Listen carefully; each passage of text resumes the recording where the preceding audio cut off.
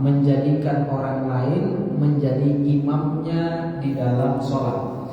Ada beberapa syarat dan sudah beberapa yang kita jelaskan dalam kitab ini. Al-Musannif, Al-Muallif, ya, pengarang kitab ini menjelaskan syurutul qudwati ahada asyar. Syarat-syarat berjamaah itu ada 11. Yang pertama, alla ya'lama butlana sholati imamihi bihadasin aw ghairihi. Yang pertama kata beliau, dia tidak mengetahui batalnya sholat si imam bihadasin, baik dengan hadas aw ghairi atau selain hadas.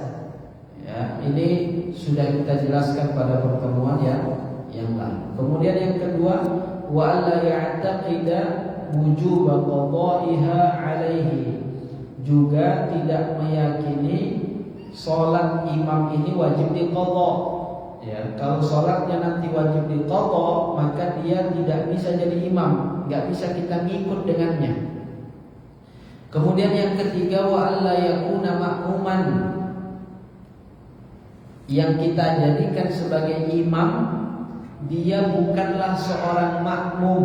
Nah, ini juga sudah kita jelaskan kemarin. Ya, bukan dia seorang makmum. Berbeda kalau tadinya dia makmum, sekarang sudah enggak. Nah, ini beda cerita, ya. Kalau dia tadinya makmum, ya, karena dia masbuk, imamnya salam, dia naik lagi kan, gitu kan, melanjutkan sholatnya. Ini ketika imam salam, dia statusnya sudah tidak lagi jadi makmum. Jadi kalau ada orang yang mengikut dia, menjadikan jadi imam, ini sholatnya tetap sah. Cuman sebaiknya tidak menjadikannya sebagai imam, kan itu. Namun secara sahnya sah, bukan tidak sah, karena dia statusnya saat ini tidak lagi menjadi makmum. Tadi dia jadi makmum. Kemudian yang keempat, wala ummiyan. Seorang imam itu tidak boleh seorang yang ummi. Ummi itu apa? La yuhsin al-qira'ah, dia enggak bagus bacaannya. Bacaannya enggak benar. Ya, orang yang enggak benar bacaannya, sholatnya enggak sah. Dia untuk dirinya saja enggak bisa, enggak lewat. Bagaimana kemudian dia mau memimpin sholat sekian banyak orang? Nah, makanya tidak bisa jadi imam itu kalau bacaannya tidak benar. Ummi, ya, yang enggak bagus bacaannya, yang enggak benar bacaannya. Bacaan Al-Fatihahnya tidak tepat, tidak benar. Maka orang yang seperti ini tidak bisa dijadikan sebagai imam. Ini sudah kita jelaskan 4 perkara ini pada pertemuan yang sebelumnya. Kita lanjutkan. Yang kelima, di antara syarat-syarat berjamaah itu, yang kelima, wa alla yataqaddama alaihi fil mauqif, bahwa orang yang menjadi makmum tidak boleh mendahului imamnya. Dalam segi apa? Fil mauqif, pada tempat di mana dia berdiri. Jadi posisi berdirinya si makmum tidak boleh lebih ke depan dari posisi berdirinya si imam. Gak boleh dia lebih ke depan. Namanya imam yang di depan, bukan makmum yang di depan. Kan begitu. Ini fil mauqif, yang disebut mauqif di sini tempat di mana dia berdiri, tempat di mana dia bertumpu pada saat dia berdiri. Nah, tumpuan kita saat kita berdiri itu bertumpu pada apa? Pada tumit kaki kita ini, Pak.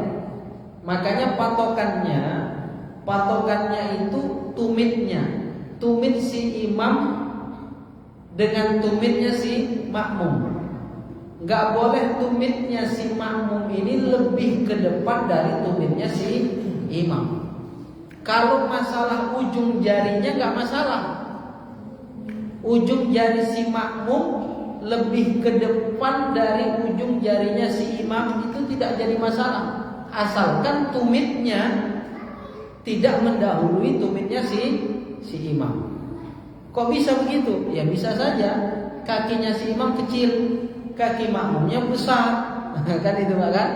Kaki makmumnya besar, kaki imamnya kecil. Nah ini kalau kaki imamnya kecil, kaki makmumnya besar, tapi tumitnya tetap berada di belakang tumitnya imam. Karena kakinya besar, jadi ujung jarinya juga panjang kan itu Pak. Jadi ini tidak mengapa. Patokannya tidak boleh mendahului imam pada posisi berdirinya itu. Patokannya pada tempat bertumpunya saat dia berdiri. Kalau kita berdiri kan tumpuan kita, tumit kita ini Pak, ya kan? Maka tidak boleh tumitnya lebih ke depan dari tumitnya si imam. Tumitnya makmum nggak boleh ke depan, lebih ke depan dari tumitnya imam. Dan ini kan memang prakteknya kalau kita lihat kan nggak terjadi. Nah, imam ya ke depan itu kan. Tetapi terkadang kalau jarak softnya itu terkadang berjauhan, kadang ya terjadi ada yang sholat di luar sana Pak, di luar masjid. Ini perlu diperhatikan, jangan sampai ada orang yang buat soft di sana di luar masjid. Kalau ditarik garis nanti dia posisinya udah lebih ke depan dari posisinya imam. Nah, ini misal nih, ya misal ini kalau sholat Id kan rame Pak, ya nggak serami kalau kita sholat maghrib. Bahkan lebih ramai dari sholat Jumat kan. Karena laki-laki dan perempuan, kalau Jumat laki-laki aja, kalau sholat hari raya laki-laki dan perempuan, anak-anak juga pada datang, orang-orang yang tua yang sudah sepuh juga pada ikutan. Karena memang disunnahkan untuk keluar semua. Bahkan perempuan-perempuan yang sedang haid pun disunnahkan untuk keluar, tapi mereka nggak masuk masjid dan nggak ikut sholat, cuman ikut saja meramaikan. Datang mereka, ya duduk mereka di pinggir-pinggir shaf, mereka nggak ikut sholat. Ini sunnahnya begitu. Perempuan haid pun disuruh keluar, ikut mendatangi tempat sholat, meramaikan, karena untuk merayakan hari besar, hari raya umat Islam. Nah, ini karena banyaknya jamaah sampai keluar, ini masjid nggak bisa menampung banyaknya jamaah. Dibuatlah shaf sampai keluar sana Pak, sampai keluar masjid. Kanan kiri masjid full, belakang masjid sana juga full. Karena saking padatnya nggak ada lagi tempat, dibuat ini shafnya ada yang sampai ke jalan Pak. Ada yang sholatnya di jalan, karena masuk sini udah full, nggak dapat tempat dia, mau masuk juga dia nggak bisa. Akhirnya dia sholat di jalan sana. Ini kita lihat posisinya. Imam kan di mana? Imam di sini posisi imam. Itu yang di jalan sana, dia buat shaf dia di sana, dia sholat ikut berjamaah dia di sana. Walaupun dia dengar suara, kan pakai mic ya, jadi suaranya sampai keluar. Tetapi itu yang sholat di jalan itu, kalau kita tarik garis, dia posisinya di mana dia?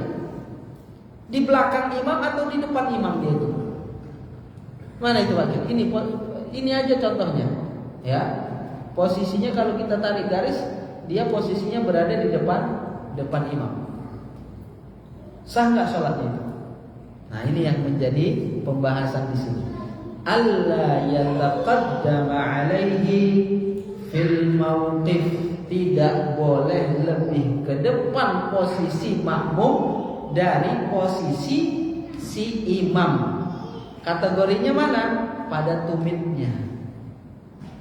Kalau ditarik garis lurus itu, tumitnya dia dengan tumitnya imam lebih ke depan atau enggak?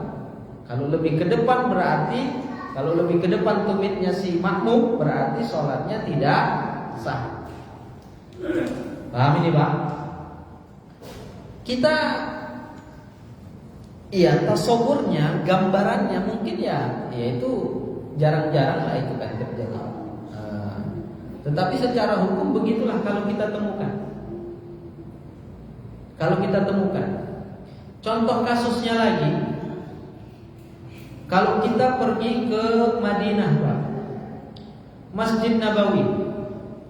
Di Masjid Nabawi itu walaupun masjidnya besar, halamannya juga luas, tetapi itu full itu, Pak. Penuh itu kan? Sampai keluar-luar itu penuh itu. Nah, itu kan posisinya kalau kita lihat itu gambarnya itu. Ini misalnya masjid ya. Kak, ya, kita contohkan ini masjid ini. Kiblat di sana kiblatnya ke sana. Nah, itu halamannya itu kan sekelilingnya kan ada halaman, Pak. Bukan samping sini aja yang ada halaman. Depannya enggak. Depannya yang ke arah kiblat itu juga kan ada halaman luas juga itu, Pak kan? Nah, sekarang orang tempat ngantri kalau mau masuk ke raudhah, ngantrinya di situ sekarang kan. Nah, ini di depan ke arah kiblat. Imam sholatnya di mana? Di dalam masjid kan? Imam sholatnya di dalam masjid. Berarti kalau imam sholatnya di dalam masjid, di sini posisi imam di dalam masjid sini. Kalau ada orang sholatnya di pelataran yang depan sini, itu sah nggak sholatnya? Hah? Kenapa tidak? Ini tadi kita bisa menghukumi ini orang kalau ada orang sholat jamaah di sini, kita katakan ini sholatnya nggak sah. Kenapa nggak sah? Kalau ditanyakan kenapa nggak sah? Karena imam ada di sini, berarti kamu berada di depan imam. Imam ada di belakang kamu, ya nggak sah sholatnya. Namanya kita makmum itu di belakang bukan di depan. Jadi yang sah sholatnya itu di mana? Di samping sinilah, pelataran yang samping sini boleh. Pelataran yang samping sini pun kalau ditarik garis jangan sampai dia melebihi posisi imam. Jadi pelataran yang di samping sini pun nggak boleh ke sini dia, paham kan? Nggak boleh dia pelataran yang sini nggak boleh di sini. Nah, dan ini subhanallahil azim ya. Orang karena di sana itu kan orang yang berangkat ke sana belum tentu kan semua orang paham ilmu agama kan enggak juga bahkan. Orang yang punya rezeki berangkat dia backgroundnya ada ilmunya atau enggak itu wallahu alam kan enggak semua orang yang ke sana itu kita katakan paham ilmu agama kan enggak. Nah, inilah terkadang orang ikut-ikutan. Ini terjadi real ya. Saat belum lama bulan Maulid tahun lalu pas saya berangkat itu, ini orang ketika mau dilaksanakan sholat mau masuk nggak bisa, Pak, kan sudah full. Mau masuk nggak bisa. Akhirnya di mana mereka sholatnya di sini, di posisi di depan masjid ya, yang imam itu di sini, kiblatnya ke sana. Jadi dia sholatnya di sini. Awalnya cuma satu orang di situ sholat, ngelihat di situ ada orang sholat, ngikut dia, ngelihat lagi ngikut dia. Akhirnya jadi banyak beberapa soft di situ. Dan memang mereka pun dari pihak masjid nggak ada menyediakan sajadah kalau di sini kan. Yang disediakan sajadah itu kan di pelataran sini dan pelataran yang belakang. Karena memang itu hukum sahnya sholat. Tidak boleh kita posisi kita berada di depan imam. Nah, inilah yang terjadi. Orang yang tidak berilmu ikut-ikut dia. Dilihatnya ada orang sholat situ, ikut dia sholat situ. Kesalahan diawali dari satu orang. Tapi kemudian ikut dilihat banyak kok. Nah, ikut juga dah saya sholat di situ. Masuk juga nggak bisa katanya gitu. Nah, jadi pembahasan ini ya ternyata tasawurnya, gambarannya itu ada terjadi. Makanya para ulama menyebutkan ini karena pentingnya lagi. Biar kita tahu, nggak sekedar kita ikut-ikut ikut-ikutan. Ada orang sholat situ, kita sholat situ. Ya, ketika penuh di sini sholat Id kan, orang nggak bisa masuk, ada orang sholat di situ, ikut dia sholat di situ. Awalnya satu orang kan, jadi dua, jadi tiga, jadi empat, akhirnya sopnya jadi panjang. Itu semua orang yang sholat di situ tidak sah sholatnya. Paham ini Pak kan? Kemudian dalam masalah sholat ini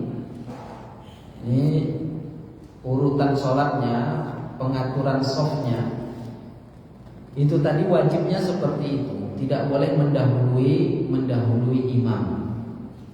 Kalau dari segi bentuknya bagaimana, ini tidak, kewajibannya itu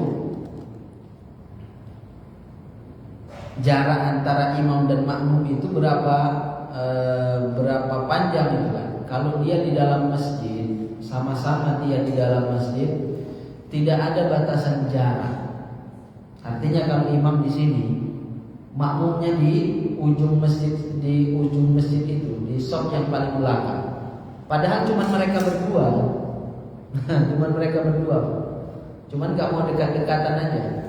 Ya, ada masalah sedikit mereka kan, jadi nggak mau dekat-dekatan mereka. Satu di sini, satu di sana. Sah nggak? Sah.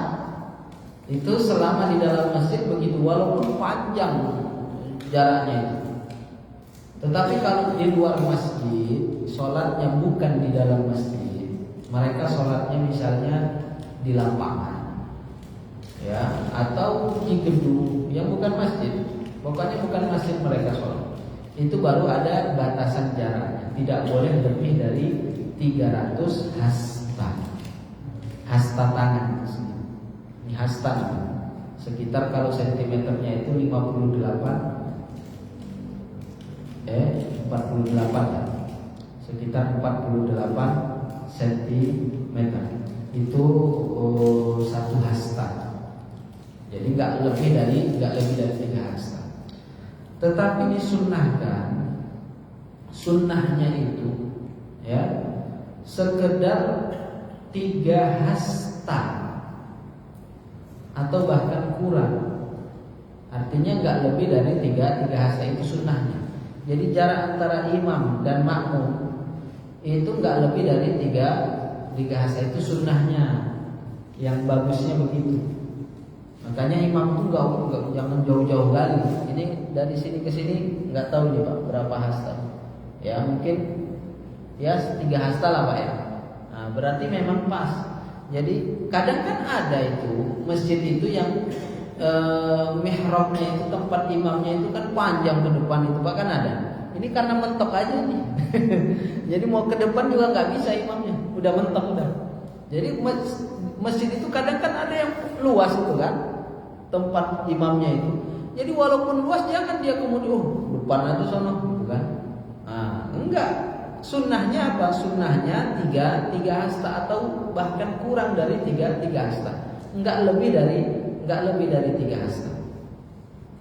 Wa yusannu, dan disunnahkan pula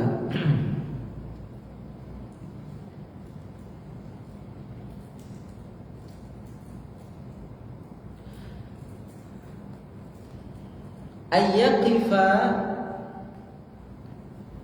zakarun lam yahdur ghairuhu an yaminihi.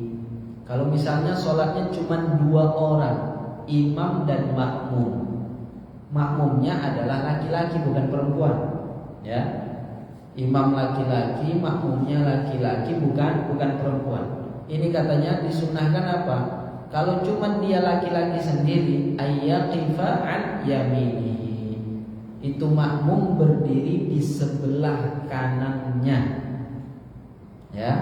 Jadi sholat cuma 2 orang. Ini makmumnya berada di mana? Sebelah kanan atau sebelah kiri? Berada di samping sebelah kiri.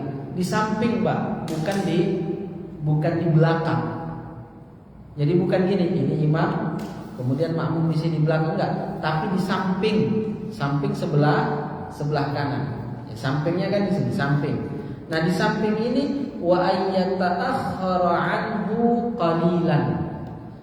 Mundur sedikit Jadi bukan mundurnya banyak.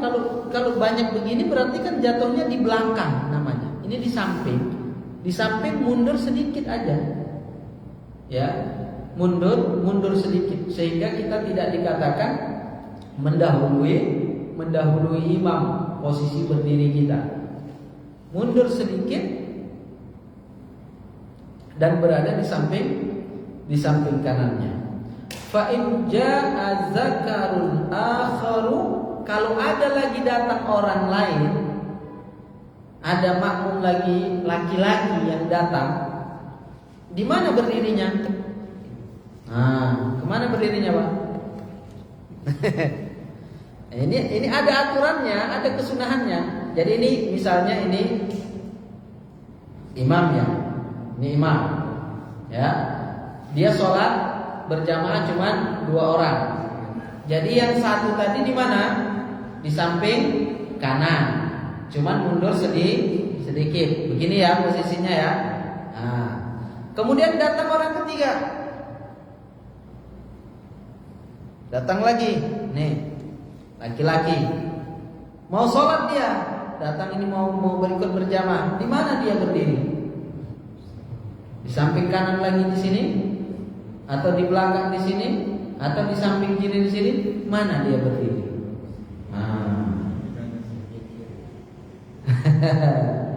Apa katanya? Lihat. Fa in jaa zakarun akhar, kalau datang laki-laki yang lain, waqafa an yasarihi in amkana, maka dia berdiri di samping kirinya jika memungkinkan. Artinya jika memang ada tempat di samping sini. Kalau imamnya udah mentok dinding misalnya, nggak bisa.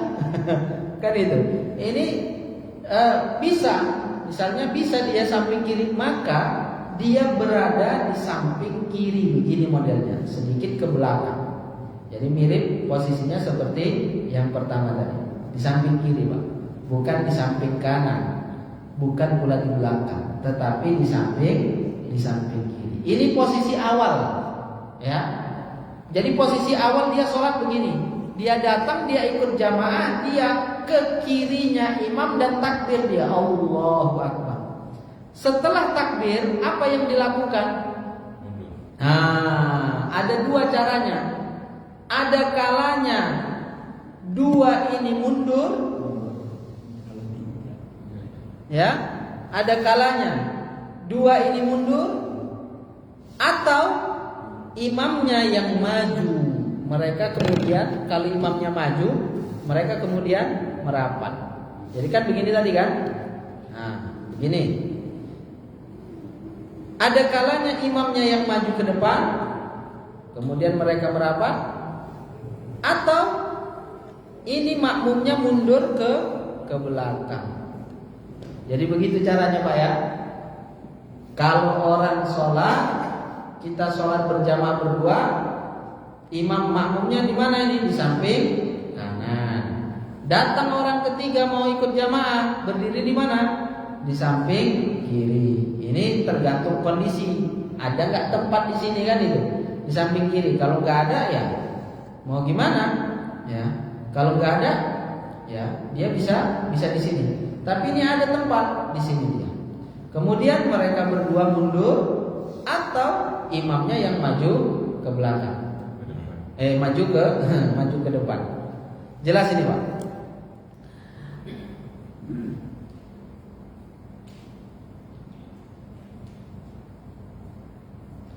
Nah, kalau seandainya terjadi ini kasus, ya.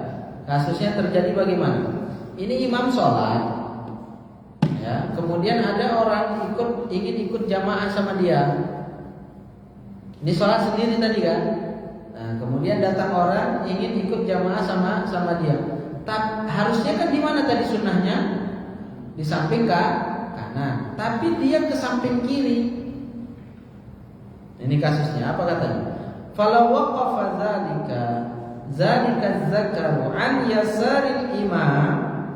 Kalau si makmum ini berdirinya bukan di kanan tapi di kirinya si imam, akhadzal imamu bi ra'sihi wa aqamahu an yaminihi. Imam memegang kepala si makmum ya, dipegangnya kepalanya, kemudian digeser, diarahkan untuk berdiri ke samping kanan. Nah, ini untuk supaya dia dapat kesunahannya. Jadi dibantu dia. Mungkin dia nggak tahu kan itu kan, nggak tahu masalah itu. Jadi dia berdiri di samping kiri. Nah, kita selaku imam tahu dia berada di samping kiri. Nah, kita geser dia. Kita arahkan dia untuk berdiri di samping kanan. Ini pernah terjadi dalam sebuah hadis disebutkan Ali bin Abbas radhiyallahu anhuma. Dari sahabat Ibnu Abbas, Abdullah Ibnu Abbas radhiyallahu anhuma, annahu qala, beliau berkata, "Bittu 'inda khalati Maimunah." Aku pernah bermalam, tidur malam di rumah bibiku Maimunah. Falamma kana ba'dul lail qama Rasulullah sallallahu alaihi wasallam yusalli. Fa'utiya sannan mu'allaqan fatawadda'a wudu'an khafifan thumma qama fa shalla. Di satu malam ketika Abdullah bin Abbas ini bermalam di rumah bibinya, kemudian di tengah malam itu Rasulullah sallallahu alaihi wasallam melakukan salat malam Rasulullah. Kemudian Rasulullah berwudu ya, dengan air yang ada di tempat air itu, beliau berwudu darinya.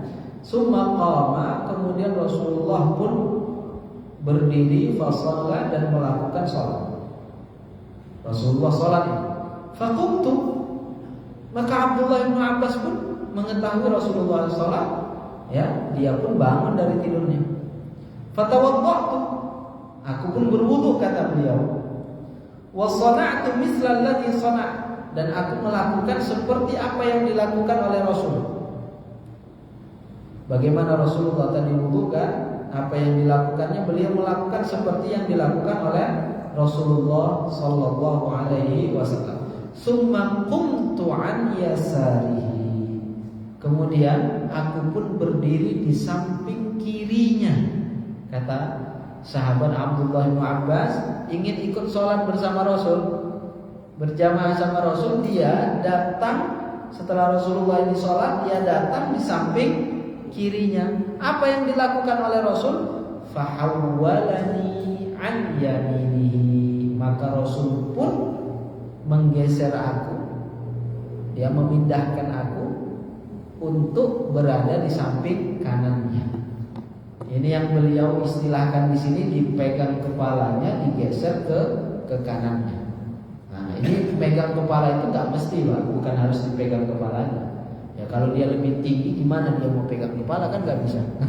Ini maksudnya apa? Diberi isyarat agar si makmum ini pindah ke samping kanan. Nah, itu maksudnya. Seperti yang dilakukan oleh Rasulullah sallallahu alaihi wasallam. Nah, ini kalau makmumnya cuma satu tadi kan. Tapi kalau makmumnya banyak, ini posisinya gimana ini?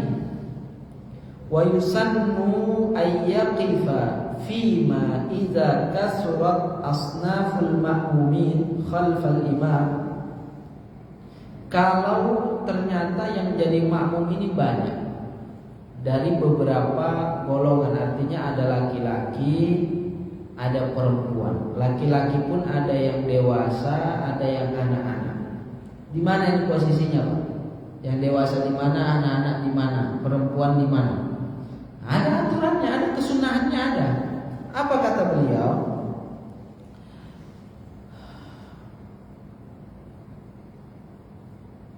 Ar-rijalu saffan. Shaf yang di belakang imam itu adalah shaf laki-laki yang dewasa, rijal, ya, bukan anak-anak. Itu shaf di belakang imam. Summa as-sibyanu saffan saniyan. Kemudian baru shaf anak-anak di belakangnya.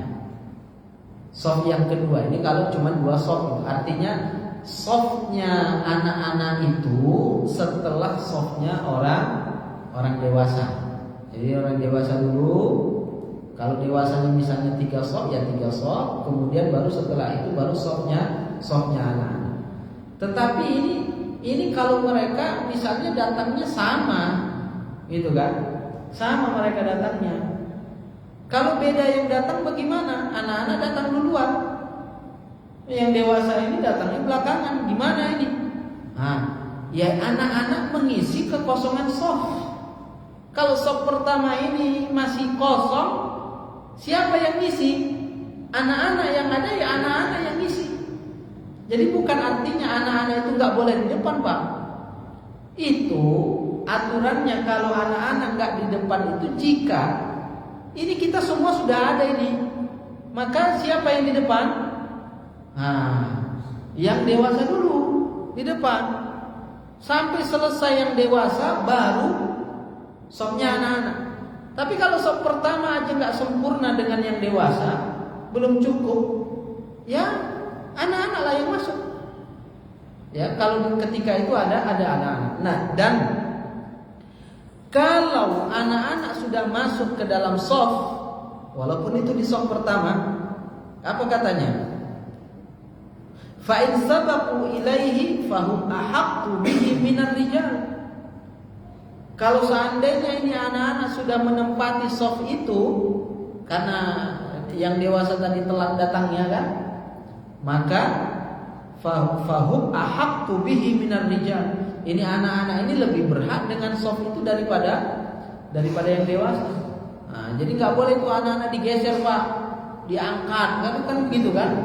Nah, dia udah datangnya telat, ya, dilihat itu ada anak di depan diangkatnya, nggak boleh begitu. Itu hak dia udah, haknya anak tersebut udah, itu haknya dia. Salah dia kenapa dia telat? Tapi kalau kita datangnya sama, ya, yang depan ini haknya siapa? Haknya yang dewasa. Nah, baru kemudian setelahnya anak-anak. Baru setelahnya di belakangnya baru perempuan. Jadi perempuan itu dia walaupun shafnya laki-laki ini belum sempurna, mereka tetap berada di belakang. Berbeda dengan anak-anak tadi. Kalau shafnya yang dewasa ini belum sempurna, maka diisi sama anak-anak. Kalau perempuan walaupun belum sempurna ini shaf laki-laki, perempuan tetap di belakang laki-laki, tidak menyempurnakan shafnya laki-laki. Nah, jadi nggak campur. Wa yukrahu lil ma'mumi wuqufuhu munfaridan, dan makruh hukumnya, ya, ini sekedar makruh, artinya sholatnya tetap sah, cuma jatuh dia dalam hukum makruh. Wa yukrahu lil ma'mumi, makruh hukumnya bagi makmum, wuqufuhu munfaridan 'anis shaffi alladzi min jinsihi. Si makmum ini berdiri sendirian dari shaf yang sejenis dengannya, artinya laki-laki sama laki-laki. Beda tadi kalau perempuan, makanya perempuan tadi, kalau perempuan cuma sendiri dia, ya dia berarti shafnya sendiri gitu. Ini gak masalah karena memang berbeda jenisnya dengan laki-laki. Tapi kalau sama laki-laki, ini laki-laki gak boleh berada sendiri dalam shafnya. Ini satu shaf ini udah full, datang dia sendiri gitu kan. Nah, ini gimana dia? Gak ada temennya kan di belakang. Dia sholat sendiri di belakang. Sah tidak sah, tapi apa hukumnya tadi? Makruh, yukroh. Terus kalau biar gak makruh gimana caranya? Kata beliau apa? Bal yadkhulus shaffa in wajada sa'atan walau bila khalal. Yang dia lakukan yang pertama, ada gak celah yang dia bisa masuk? Kira-kira dia bisa masuk muat, gitu kan? Jika bisa dia masuk ke dalam shaf muat, maka dia masuk ke dalamnya. Walaupun tidak ada celah. Kadang kan gini Pak, dia renggangkan kaki gitu kan, Jadi sebenarnya celah itu nggak ada. Tapi karena apa? Karena dia merenggangkan kakinya. Coba kalau dia agak rapatin kakinya, kan bisa masuk gitu kan? Jadi orang bisa sebenarnya masuk, cuman dia renggangkan aja kakinya gitu kan? Nah, kalau kita melihat seperti ini, masuk aja kita ke dalam, nggak apa-apa, ya. Kita bukan melakukan perbuatan yang haram itu, ya. Masuk kita ke dalam, takbir kita. Nah, dia juga nggak bisa ngapa-ngapain, nggak mungkin dia mukul kita kan? Paling ntar setelah sholat dia ngomel-ngomel, dan itu pun tidak berhak dia ngomel-ngomel. Kenapa? Itu sebenarnya hak kita, ya, hak kita. Hak dia kan cuma sekedar ukuran tubuhnya itu saja yang kecil, ya, bukan harusnya bisa 2 orang diambil untuk 1 orang. Jadi itu hak kita. Kalau seandainya nggak ada yang bisa kita masuki, nggak bisa kita nyelip ke dalamnya, nggak bisa kita masuk ke dalamnya, bi ayyakuna bihaitsu law dakhala bainahum lawasi'ah. Wa illa, jika tidak, jika nggak bisa dia masuk ke dalam, ahrama, maka dia pun melakukan takbiratul ihram di belakang sendirian, berarti kan? Yang dilakukan apa? Ini lihat apanya, Pak? Urutannya. Yang dia lakukan ahrama, dia takbiratul ihram, Allahu akbar. Summa, kemudian ba'da ihramihi, setelah dia takbiratul ihram, jarra fil qiyami syakhsan minas saffi liyastaffa ma'ahu. Dia pun kemudian menarik orang yang ada di shaf yang di depannya itu untuk supaya berdiri di shaf belakang bersamanya. Nah, itu kapan dia ngasih narik itu, Pak? Dia tarik itu, dikasih kode itu, dipukul belakangnya itu kan, atau ditarik itu kapan itu? Setelah dia takbiratul ihram. Bukan ditarik dulu baru dia takbir, bukan. Tapi takbir dulu kita Allahu akbar, baru kita kode atau kita ya tarik, maksudnya tarik pelan, bukan tarik keras gitu. Jatuh nanti dia. Ya, kita kasih kode dia supaya dia bisa ke belakang. Liyanala fadlal muawanati 'alal birri wat taqwa. Orang yang ditarik ke belakang tadi dan dia paham, dia pun mundur ke belakang, ini dia dapat pahala ini, Pak. Pahala apa? Pahala menolong orang lain berbuat baik. Makanya katanya liyanala, supaya dia dapat fadlal muawanah, keutamaan menolong orang lain alal birri wat taqwa, dalam kebaikan dan ketakwaan. Ya, supaya yang di belakang itu sholatnya nggak makruh kan, kita tolong dia, maka kita dapat pahala menolong kebaikan untuk saudara kita. Kalau dia sebelum takbiratul ihram udah narik orang dulu, dia ditarik dulu, ayo belakang, saya sholat sendiri. Udah ditarik baru dia takbir, apa katanya? Wa yahrumul jarru qablal ihram. Haram hukumnya narik orang lain ya sebelum takbiratul ihram. Kenapa? Li'annahu yasirul majruru munfaridan. Ini karena ketika dia narik orang ke belakang, ya, itu orang yang sudah mundur ke belakang, artinya dia jadi dalam keadaan sendiri. Kan temannya tadi yang narik dia kan belum takbir, belum sholat. Jadi dia berada di belakang sendirian. Harusnya dia berada dalam shaf, jadi dia dikeluarkan dari shaf dalam keadaan sendiri. Sementara ini yang narik kan belum takbir. Berbeda kalau yang narik udah takbir, maka yang ditarik itu ya dari dia berada di shaf ditarik ke belakang juga berada dalam shaf juga. Nah, maka tidak terjadi keharaman itu. Paham kan? Jadi caranya begini. Takbir dulu kita, baru kita kasih kode orang mundur ke belakang. Jelas, Pak? Ini kadang dikasih kode juga nggak mundur nih. Nah, gimana itu? Nasib kita berarti. Yang ditarik tadi di di bagian tengah atau di bagian kanan? Iya. Kalau kita ini kan sop sudah penuh, ya. Yang pertama kita katakan dulu. Ini kalau imam ini posisinya di mana? Imam itu hendaknya dia memilih posisi berada di tengah. Kalau ini kan makanya di sini Pak, kan ini tengah-tengah dia. Nah itu posisi imam itu berada di tengah. Tentunya makmumnya yang di belakangnya ini di mana ini?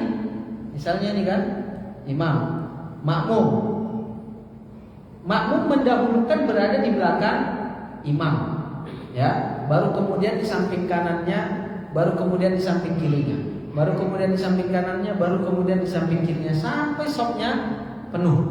Jadi bukan kanan terus sampai ke sono, yang kiri kosong. Paham Pak kan? Ini kita ada 10 orang ini. Yang 10 orang ini satu sop ini muat 20 orang misalnya. Kita 10 orang. Ini makmum berada di mana? Di belakang imam satu, kemudian di kanan imam, ya. Kemudian satu lagi di kiri imam, begitu seterusnya. Bukan makmum itu ada di samping kanan semua sampai ke ujung, samping kirinya kosong. Bukan begitu. Kesunahannya tidak begitu. Supaya apa? Supaya imam tetap berada di tengah. Ini kalau sop yang pertama. Sop yang pertama itu dimulai dari di belakang imam, kemudian kanan, kemudian kiri, kanan, kiri sampai sopnya menjadi penuh. Yang sop yang kedua datang orang mau sholat di sop kedua, di mana kesunahannya? Kesunahannya ini berada di samping kanan. Mana kan? Sana Pak. Pojok paling kanan. Iya, pojok yang paling kanan. Di kanan dia dimulai dari kanan terus baru sampai sempurna. Bukan di tengah-tengah. Tapi kadang kan kita kasusnya kan ini orang-orang pada beradanya di tengah. Jadi kita datang pun ya terpaksa kita ngikut. Kenapa? Kalau kita ke sono kita sendiri. Kan itu Pak kan? Ya terpaksa kita ngikut. Tapi sebenarnya anjurannya tidak seperti itu. Nah, tapi kalau yang kasus yang terjadi orang sudah di tengah, ya paksalah kita ngikut. Kenapa? Kalau kita ke sono kita nggak ada teman. Jadi kita ngikut mereka jadi. Paham? Nah, terus yang terlambat tadi. Iya. Ini kan sudah penuh nih. Pertama, kedua, ketiga. Nah, terus yang orang yang belakang tadi sendirian dia posisi mana? Tengah atau mana? itu tadi di kanan tadi itu maksud saya. Nah, jadi dia ke kanan, takbir dia, kemudian kode orang yang di belakang untuk mundur. Nah, seperti itu. Baik, ada lagi yang ditanyakan? Silakan. Ustaz, itu yang maksud dalam berjamaah itu kayak tadi kan misalkan di belakang ambil satu narik setelah takbir. Kalau udah narik itu maksudnya nggak ada fadilah berjamaah. Kalau dia sholatnya di belakang sendiri, ini jatuh hukumnya apa tadi? Makruh. Terus kalau makruh gimana? Kalau makruh fatathu fadilatul jamaah. Ini dapat menghilangkan atau mengurangi ya fadilah, keutamaan pahala sholat berjamaahnya. Itu maksudnya sholatnya makruh itu tadi. Makruh itu dapat menghilangkan atau mengurangi fadilah, pahala, keutamaan sholat berjamaah. Ya, kalau dia sholat sendiri kan berjamaah dia, cuma dia jatuhnya makruh, bisa hilang pahala jamaahnya. Kan sayang. Meskipun nanti ke belakangnya ada lagi data, ya itu berarti dia dapat makruhnya selama sebelum datang itu. Makanya apakah dia mau nunggu orang sampai datang, ya, atau dia langsung tarik orang di belakang, tarik orang di depannya, ya, supaya dia ketika dia sholat itu tidak jatuh dalam kemakruhan. Walaupun jedanya cuma sebentar itu kan, kemudian datang orang, berarti kan sebentar itu dia jatuh dalam kemakruhan. Baik, kita cukupkan dulu sampai di sini ya. Insyaallah akan kita lanjutkan kembali pada pertemuan berikutnya. Mari kita tutup seperti biasa kita ucapkan tahlil dan salawat kepada Nabi. La